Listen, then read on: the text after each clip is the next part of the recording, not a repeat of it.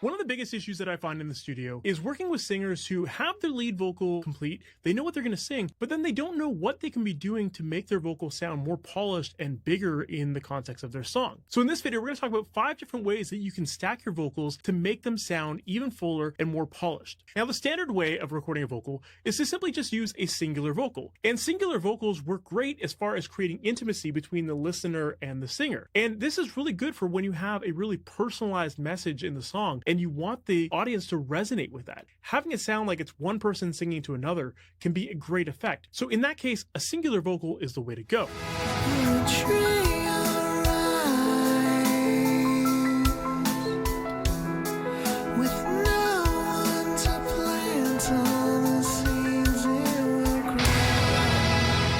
But sometimes you want your vocals to sound a little bit thicker, a little bit more full. And so one of the easiest ways that you can do that is to simply use a doubled vocal. Now with the doubled vocal, what you're doing is simply recording a second take of the lead vocal performance. You want it to sound as close to the lead vocal as possible. And by doing this, it's going to add some extra thickness, and you might also get a little bit of a chorusing kind of effect because you're going to hear some slight timing differences between the lead vocal and the doubled vocal. And then when it comes to the mix, all you need to do is just simply pan your doubled vocal right in the center along with the lead vocal so that it gets that extra reinforcement. So here's an example of what a doubled vocal would sound like.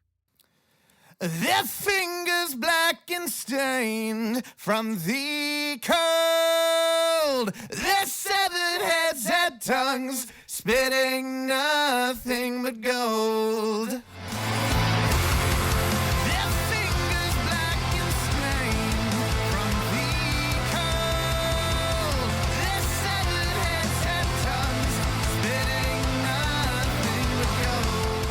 The next way that you can make your vocal sound bigger is by having a triple vocal. And with a triple vocal, you're going to have 3 different vocal takes, all doing the same thing, hitting the same notes, same timing. And you're going to pan one in the center, one in the left, and one on the right. And this is going to create a really nice stereo spread in your mix to make it feel wide. And this is a really effective tool when you get into things like choruses and you want the choruses to feel like they explode and get wide in the mix. So here's an example of what a triple track vocal sounds like.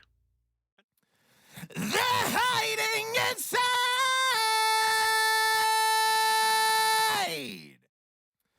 They're hiding inside. They're hiding inside.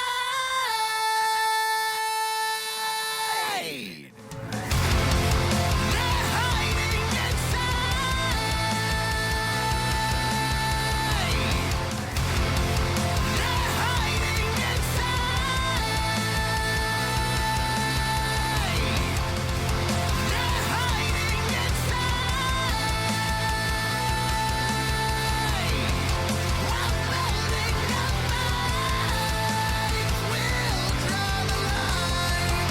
Another way that you can make your vocal sound bigger is to record octave layers. Now, you could record an octave lower, which is going to add a lot of warmth to your vocal, or you could record an octave higher, which is going to add a little bit of extra air to the vocal as well. So here's an example of what it would sound like if you record an octave lower.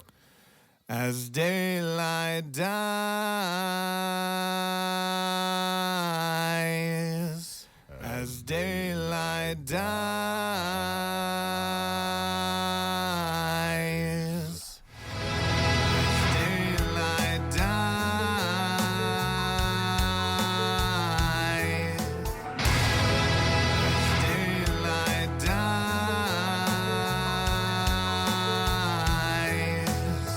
And here's an example of how it would sound if you record an octave higher.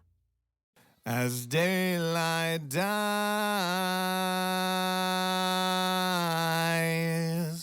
as daylight dies, as daylight dies,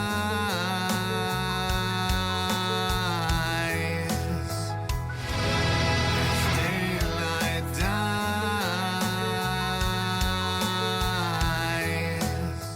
Now, you don't need to just only record an octave lower or an octave higher. You can actually combine them together and have a 3-layer vocal that incorporates all of those, and that can make your vocal sound really nice and full.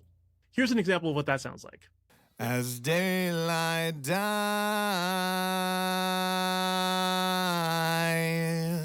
as daylight dies.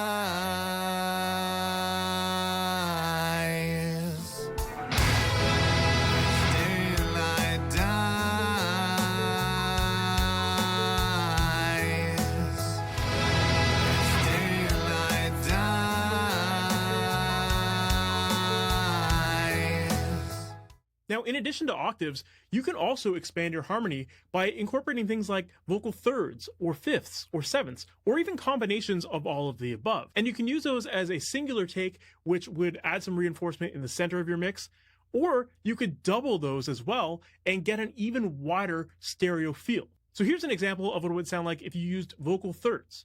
Cry, cry. Here's an example of what it would sound like if you incorporate vocal fifths. Cry, cry. Here's an example of what it would sound like if you incorporate sevenths. Cry, cry. Or finally, here's what can happen when you blend them all together. Cry, cry.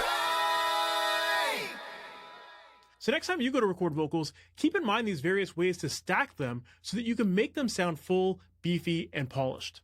And if you found that video helpful and you want more help with your music production, make sure to visit MasterYourMix.com. And while you're there, I've got a ton of great resources for you to check out, one of which is called my Ultimate Mixing Blueprint, which is a cheat sheet for using EQ, compression, and more in your mixes. If you want to download that, you can visit MasterYourMix.com/blueprint, or I'll include a link somewhere up here as well. And with that said, that's it for this video. Thank you so much for watching, and I'll see you in the next one.